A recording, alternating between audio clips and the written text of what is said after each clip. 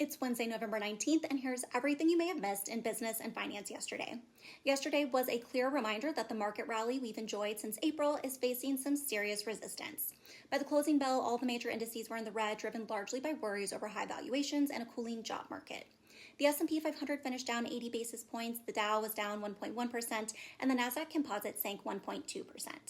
324 stocks in the S&P 500 are now down at least 10% from their recent 52-week highs. Investor anxiety was also clear in the options market. The VIX, the market's fear gauge, surged 10% yesterday to its highest level since mid-October. The heaviest weight on the entire market yesterday was once again the AI giant Nvidia. The stock fell another 2.8%, pushing its loss for the month past 10%, officially in correction territory. According to a new Bank of America survey of global fund managers, when asked about the number one biggest risk for the market, 45% pointed directly to an AI bubble, beating out inflation, trade wars, and even bond market trouble. The worry is that all the money pouring into AI chips and data centers might not generate the massive profit revolution that proponents are predicting. Nvidia reports Q3 earnings after the bell today, and everyone will be watching. Beyond Nvidia, technology slid 1.7%, specifically Microsoft and Amazon both fell over 2.5% after the European Commission launched investigations into their cloud computing services. The consumer discretionary sector also fell 2.5%. Some corporate highlights from yesterday: Home Depot shares sank 6% after missing comparable sales expectations and cutting its full-year outlook.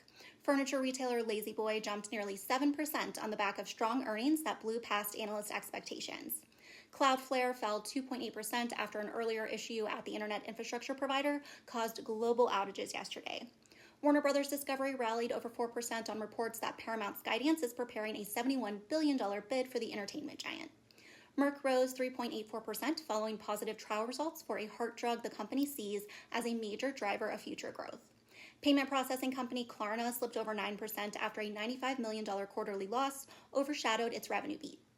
The South Korean company responsible for the viral song Baby Shark went public this week, spiking as much as 62% and closing Tuesday with a market value of about $406 million.